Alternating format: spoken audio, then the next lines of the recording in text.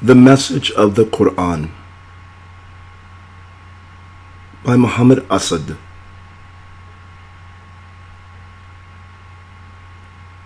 Al-Kahf, the 18th Surah. The Cave.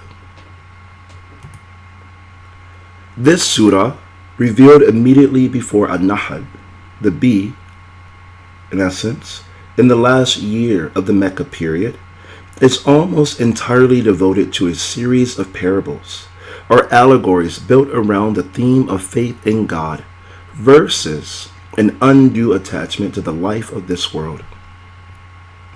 And the key phrase in the whole surah is the statement in verse 7, "We have willed that all beauty on earth be a means by which we put men to a test." An idea that is most clearly formulated in the parable of the rich man and the poor man, verses 32 through 44. The story of the men of the cave, from which the surah takes its title, illustrates in verses 13 to 20 the principle of world abandonment for the sake of faith, and is deepened into an allegory of death, resurrection, and spiritual awakening in the story of Moses and the unnamed sage, verses 60 through 82. The theme of spiritual awakening undergoes a significant variation. It is shifted to the plane of man's intellectual life in his search after ultimate truths. Appearance and reality are shown to be intrinsically different, so different that only mystic insight can reveal to us what is apparent and what is real. And finally, the allegory of Dhul Qarnayn, the two-horned one, tells us that world renunciation is not in itself a necessary complement of one's faith in God. In other words, that worldly life and power need not conflict with spiritual righteousness so long as we remain conscious of the ephemeral nature of all works of man and of our ultimate responsibility to him, who is above all limitations of time and appearance. And so the surah ends with the words, "Hence, whoever looks forward to the meeting with his sustainer, let him do righteous deeds, and let him not ascribe unto anyone or anything real a share in the worship due to his sustainer." Knowing the difference between the two is mystic insight. In the name of God, the gracious, the dispenser of grace.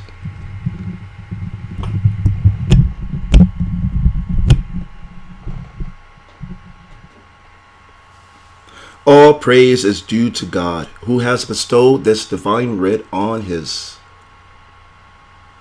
servant from upon high, and has not allowed any deviousness to obscure its meaning. A divine writ unerringly straight, meant to warn the godless of a severe punishment from him, and to give unto the believers who do good works the glad tidings that theirs shall be a goodly reward, a state of bliss in which they shall dwell beyond the count of time.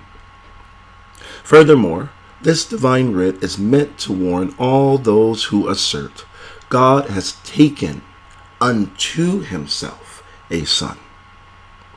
No knowledge whatever have they of him, and neither had their forefathers. Dreadful is this saying that comes out of their mouths, and nothing but falsehood do they utter. But wouldst thou perhaps torment thyself to death with grief over them, if they are not willing to believe in this message? Behold, we have willed that all beauty on earth be a means by which we put men to a test, showing which of them are best in conduct, and verily, in time, we shall reduce all that is on it to barren dust. And since the life of this world is but a test, dost thou really think that the parable of the men of the cave and of their devotion to the scriptures could be deemed more wondrous than any other of our messages? When those youths took refuge in the cave, they prayed, O our sustainer, bestow on us grace from thyself, and endow us, whatever our outward condition, with consciousness of what is right. And thereupon we veiled their ears in the cave for many a year, and then we awakened them. And we did all this so that we might mark out to the world which of the 2 points of view showed a better comprehension of the time span during which they had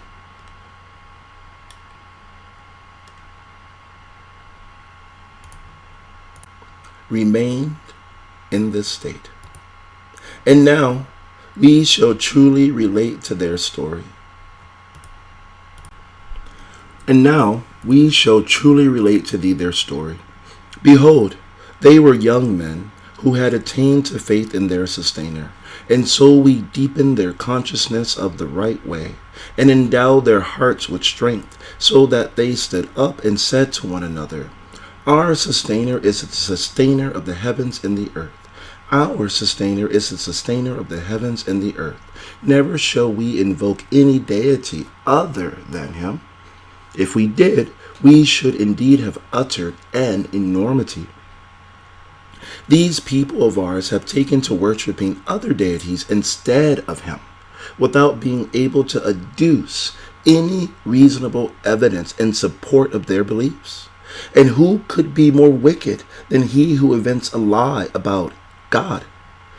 Hence, now that you have withdrawn from them, and from all that they worship instead of God, take refuge in that cave. God will spread his grace over you, and will endow you, whatever your outward condition, with all that your souls may need. And for many a year thou might have seen the sun, on its rising, incline away from their cave on the right, and on its setting, turn aside from them on the left. While they lived on in that spacious chamber, bearing witness to this of God's message. He whom God guides, he alone has found the right way, whereas for him whom he lets go astray, thou canst never find any protector who would point out the right way.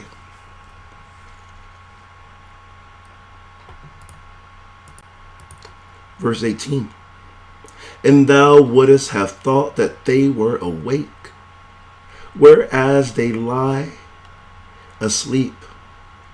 And we caused them to turn over repeatedly, now to the right, now to the left. And their dog lay on the threshold, its forepaws outstretched. Hadst thou come upon them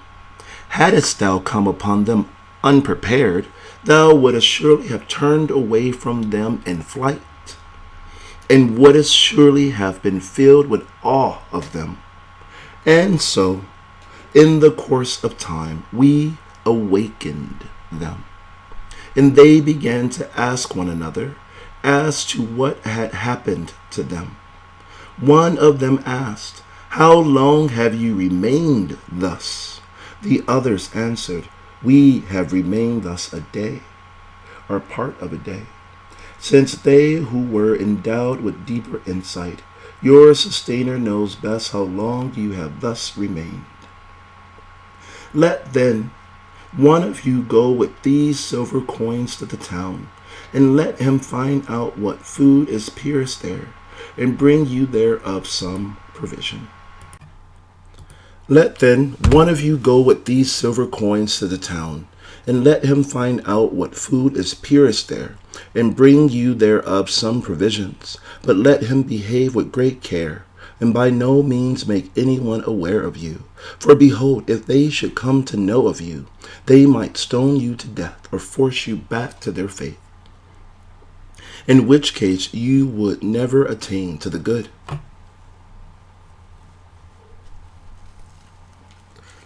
And in this way, we have drawn people's attention to their story, so that they might know, whenever they debate among themselves as to what happened to those men of the cave, that God's promise of resurrection is true, that there can be no doubt as to the coming of the last hour. And so, some people said, erect a building in their memory. Erect a building in their memory. Their sustainer knows best what happened to them. Said they whose opinion prevailed in the end, indeed, we must surely raise a house of worship in their memory. And in times to come, some will say, they were 3, the 4th of them being their dog, while others will say 5 with their dog as the 6th of them, idly guessing at something of which they can have no knowledge, and so on until some will say, they were 7, the 8th of them being their dog. Even Pluto. Say, my sustainer knows best how many they were. None but a few have any real knowledge of them.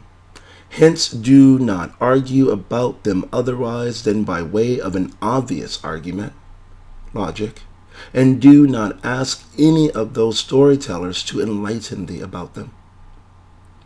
And never say about anything, behold, I shall do this tomorrow, without adding, if God so wills. And if thou shouldest forget thyself at the time, and become aware of it later, call thy sustainer to mind and say, I pray that my sustainer guide me, even closer to this, to a consciousness of what is right. And some people assert they remained in their cave 300 years, and some have added 9 to that number. Say, God knows best how long they remain there.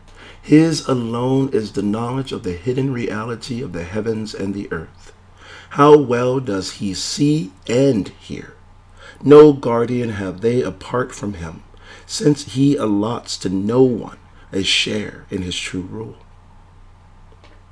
And convey to the world whatever has been revealed to thee of thy sustainer's writ. There is nothing, and convey to the world whatever has been revealed to thee of thy sustainer''s writ. There is nothing that could alter his words, and thou canst find no refuge other than with him, and contain thyself in patience by the side of all who at morn and at evening invoke their sustainer, seeking his countenance, and let not thine eye pass beyond them in quest of the beauties of this world's life. And pay no heed to any whose heart we have rendered heedless of all remembrance of us, because he had always followed only his own desires, abandoning all that is good and true. And say, the truth has now come from your sustainer.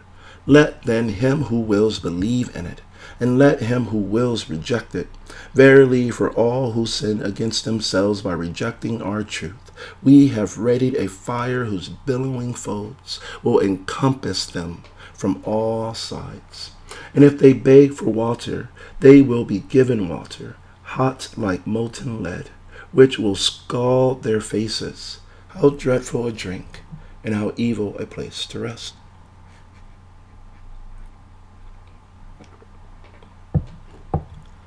But behold, as for those who attain to faith and do righteous deeds, verily we do not fail to requite any who persevere in doing good. There shall be gardens of perpetual bliss, gardens through which running waters flow, wherein they will be adorned with bracelets of gold, and wear green garments of silk and brocade, and wherein upon couches they will recline. How excellent a recompense, and how goodly a place to rest. And propound unto them the parable of 2 men, upon one of whom we had bestowed 2 vineyards, and surrounded them with date palms, and placed a field of grain in between. Each of the two gardens yielded its produce, and never failed therein in any way. For we had caused a stream to gush forth in the midst of each of them. And so the man had fruit in abundance. And one day he said to his friend, bandying words with him, more wealth have I than thou, and mightier am I as regards the number and power of my followers. And having thus sinned against himself, he entered his garden, saying, I do not think this will ever perish, and neither do I think that the last hour will ever come. But if it should come, and I am brought before my sustainer, I will surely find something even better than this as my last resort. And his friend answered him in the course of their argument, wilt thou blaspheme against him who has created thee out of dust, and then out of a drop of sperm, and in the end has fashioned thee into a complete man? But as for myself, I know that he is God, my sustainer, and I cannot attribute divine powers to any but my sustainer. And he continued, alas, if thou hadst but said on entering thy garden, whatever God will shall come to pass, for there is no power save with God, although as thou seest, I have less wealth and offspring than you. Yet it may well be that my sustainer will give me something better than thy garden, just as he may let loose a calamity out of heaven upon this thy garden, so that it becomes a heap of barren dust, and its water sinks deep into the ground, so that thou never be able to find it again. Verse 42. And thus it happened, his fruitful garden was encompassed by ruin, and there was he wringing his hands over all that he had spent on that which now lay in waste, with its trellises caved in. And he could but say, oh, would that I had not attributed divine powers to any but my sustainer, for now he had naught to succor him in God's stead, nor could he succor himself. For thus it is, all protective power belongs to God alone, the true one. He is the best to grant recompense, and the best to determine what is to be, and propound unto them the parable of the life of this world. It is like the water which we send down from the skies, in which is absorbed by the plants of the earth, but in time they turn into dry stubble, which the winds blow freely about, and it is God alone who determines all things.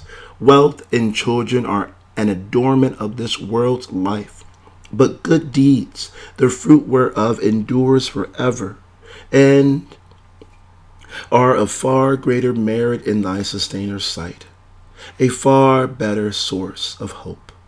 Hence bear in mind the day on which we shall cause the mountains to disappear, and thou shalt behold the earth void and bare. And on that day we will resurrect the dead and gather them all together, leaving out none of them. And they will be lined up before thy sustainer, and he will say, now indeed you have come unto us in a lonely state, even as we created you in the first instance, although you were wont to assert that we would never appoint for you a meeting with us.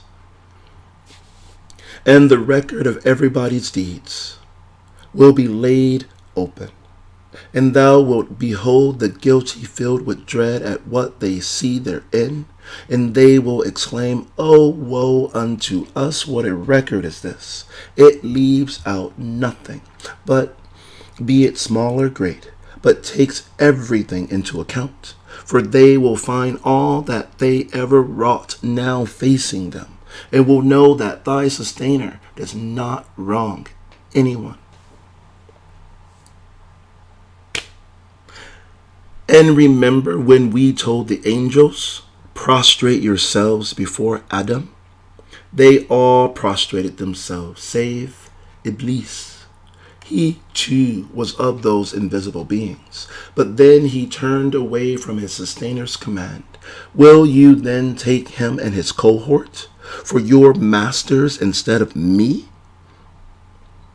Although they are your foes. How vile an exchange of on the evildoer's part, Lord. I did not make them witnesses of the creation of the heavens and the earth, nor of the creation of their own selves. Neither do I have any need to take as my helpers those beings that lead men astray. Hence bear in mind the day on which he will say, call now unto those beings whom you imagine Call now upon those beings whom you have imagined to have a share in my divinity, whereupon they will invoke them, but those beings will not respond to them, for we shall have placed between them an unbridgeable gulf, and those who were lost in sin will behold the fire, and will know that they are bound to fall into it, and will find no way to escape therefrom. Thus, indeed, have we given in this Qur'an many facets to every kind of lesson designed for the benefit of mankind. However, man is, above all else, always given to contention. For what is there to keep people from attaining to faith now that guidance has come unto them, and from asking their sustainer to forgive their sins, unless it be their wish that the fate of the sinful people of ancient times should befall them as well, or that the ultimate suffering shall befall them in the hereafter? But we send our message bearers only as heralds of glad tidings and as warners, whereas those who are bent on denying the truth contend against them with fallacious arguments, so as to render void the truth thereby, and to make my messages and warnings a target of their mockery.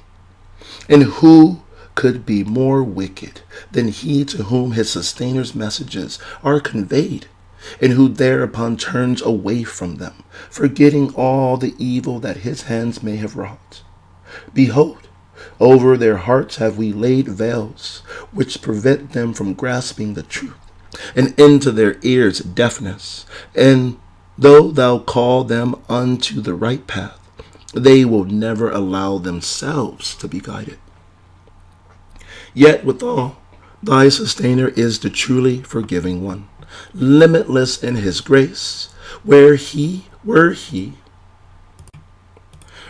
to take them at once to task for whatever wrong they commit, he would indeed bring about their speedy punishment there and then. But nay, they have a time limit beyond which they shall find no redemption, as was the case with all those communities that we destroyed when they went on and on doing wrong, for we had set a time limit for their destruction. And lo, in the course of his wanderings, Moses said to his servant, I shall not give up until I reach the junction of the two seas.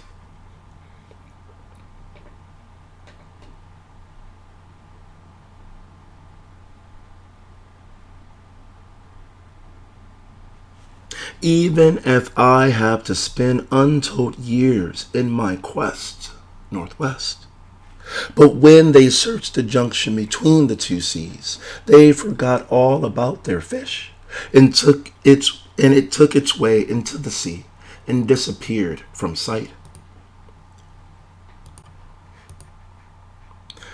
And after the two had walked some distance, Moses said to his servant, bring us our midday meal. We have indeed suffered hardship on this day of our journey. Said the servant, wouldst thou believe it? When we betook ourselves to that rock for a rest, behold, I forgot about the fish, and none but Satan made me thus forget it. And it took its way into the sea. How strange. Moses exclaimed, that was the place which we were seeking. And the two turned back, retracing their footsteps, and found one of our servants, of whom we had bestowed grace from ourselves, and unto whom we had imparted knowledge issuing from ourselves. Moses said unto him, May I follow thee, on the understanding that thou wilt impart to me something of that consciousness of what is right, which has been imparted to thee? The other answered, Behold, thou wilt never be able to have patience with me. For how couldst thou be patient about something that thou canst not comprehend with the compass of thy experience? Replied Moses, Thou wilt find me patient, if God wills, and I shall not disobey thee in anything. Said the sage, Well, then, if thou art to follow me, do not question me about aught that I may do until I myself give thee an account thereof. And so the two went on their way till they reached the seashore, and when they disembarked from the boat that had ferried them across, the sage made a hole in it, whereupon Moses exclaimed, Hast thou made a hole in it, in order to drown the people who may be traveling in it? Indeed, thou hast done a grievous thing. He replied, Did I not tell thee that thou wilt never be able to have patience with me? Said Moses, Take me not to task for my having forgotten myself, and be not hard on me on account of what I have done. And so the two went on, till when they met a young man, the sage slew him, whereupon Moses exclaimed, Hast thou slain an innocent human being without having taken another man's life? Indeed, thou hast done a terrible thing. He replied, Did I not tell thee that thou wilt never be able to have patience with me? Said Moses, If after this I should ever question thee, keep me not in thy company, for by now thou hast heard enough excuses from me. And so the two went on, till when they came upon some village people, they asked them for food. But those people refused them all hospitality, and they saw in that village a wall which was on the point of tumbling down, and the sage rebuilt it. Whereupon Moses said, Hadst thou so wished, surely thou couldst at least have obtained some payment for it. Verse 78. The sage replied, This is the parting of ways between me and thee. And now I shall let thee know the real meaning of all those events that thou wert unable to bear with patience. As for that boat, it belonged to some needy people who toiled upon the sea, and I desired to damage it, because I knew that behind them was a king who is wont to seize every boat by brute force. And as for that young man, his parents were true believers, whereas we had every reason to fear that he would bring bitter grief upon them by his overweening wickedness and denial of all truth. And so we desire that their sustainer grant them in his stead a child of greater purity than him, and closer to them in loving tenderness.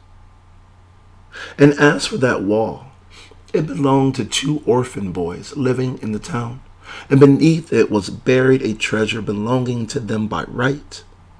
Now their father had been a righteous man, and so the sustainer willed it that when they came of age, they should bring forth their treasure by thy sustainer's grace. And I did not do any of this of my own accord. This is the real meaning of all those events that thou wert unable to bear with patience.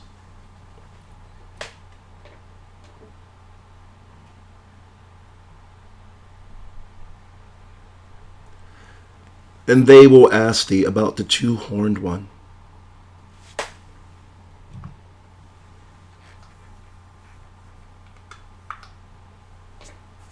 Or whereof the felon. I will convey unto you something by which he ought to be remembered. Behold, we established him securely on earth, and endowed him with the knowledge of the right means to achieve anything that he might set out to achieve.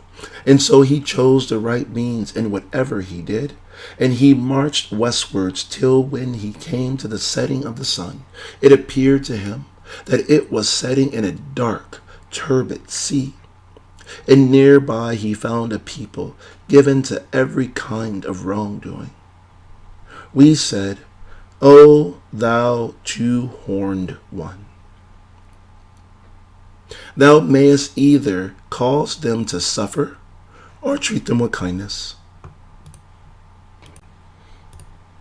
He answered, As for him who does wrong unto others, him shall we in time cause to suffer, and thereupon he shall be referred to his sustainer, and he will cause him to suffer with unnameable suffering. But as for him who believes and does righteous deeds, he will have the ultimate good of the life to come as his reward. And as for us, we shall make binding on him only that which is easy to fulfill. Verse 88. But as for him who believes and does righteous deeds, he will have the ultimate good of the life to come as his reward. And as for us, we shall make binding on him only that which is easy to fulfill. And once again, he chose the right means to achieve a right end. And then he marched eastwards till when he came to the rising of the sun, he found that it was rising on a people for whom we had provided no covering against it. The island of the day before. Thus we had made them, and thus he left them, and we did encompass with our knowledge all that he had in mind. And once again he chose the right means to achieve a right end, and he marched on till when he reached a place between two mountain barriers, he found beneath them a people who could scarcely understand a word of his language. They said, O thou two-horned one, behold, Gog and Magog are spoiling the land. May we then pay unto thee a tribute? May we then pay unto thee a tribute, on the understanding that thou wilt erect a barrier between us and them? He answered, That wherein my sustainer has so securely established me is better than anything that you could give me. Hence do you help me with your labor strength, and I shall erect a rampart between you and them. Bring me ingots of iron. Then after he had piled up the iron and filled the gap between the two mountainsides, he said, Light a fire and ply your bellows. At length, when he had made it glow like fire, he commanded, Bring me molten copper or gold, which I may pour upon it. And thus the rampart was built, and their enemies were unable to scale it, and neither were they able to pierce it. Said the king, This is a mercy from my sustainer. Yet when the time appointed by my sustainer shall come, he will make this rampart level with the ground. And my sustainer's promise always comes true. And on that day we shall call forth all mankind, and leave them to surge like waves that dash against one another. And the trumpet of judgment will be blown, and we shall gather them all together. And on that day we shall place hell for all to see before those who denied the truth, those whose eyes had been veiled against any remembrance of me, because they could not bear to listen to the voice of truth. Do they who are bent on denying the truth think, perchance, that they could take any of my creatures for protectors against me? Verily, we have readied hell to welcome all who thus deny the truth. Say, shall we tell thee who are the greatest losers in whatever they may do? It is they who labor. It is they whose labor has gone astray in the pursuit of no more than this world's life, and who none the less think that they are doing good works. It is they who have chosen to deny thy sustainers' messages, and the truth that they are destined to meet him. Hence, all their great deeds come to naught, and no weight shall we assign to them on resurrection day. That will be their recompense, their hell, for having denied the truth. Hence all their good deeds come to naught, and no weight shall we assign to them on resurrection day. That will be their recompense, their hell, for having denied the truth and made my messages and my apostles a target of their mockery. But verily, as for those who attain to faith and do righteous deeds, the gardens of paradise will be there to welcome them. Therein will they abide, and never will they desire any change therefrom. Say, if all the seas, if all the sea were ink for my sustainers' words, the sea would indeed be exhausted ere my sustainers' words are exhausted. And thus it would be if we were to add to it sea upon sea. Say, O prophet, 1:10, I am but a mortal man like all of you. It has been revealed unto me that your God is the one and only God. Hence, whoever looks forward with hope and awe to meeting his sustainer on judgment day, let him do righteous deeds, and let him not ascribe to anyone or anything a share in the worship due to his sustainer.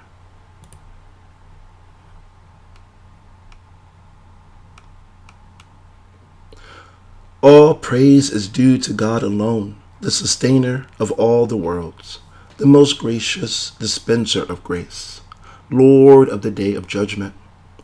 Thee alone do we worship, and unto thee alone do we turn for aid.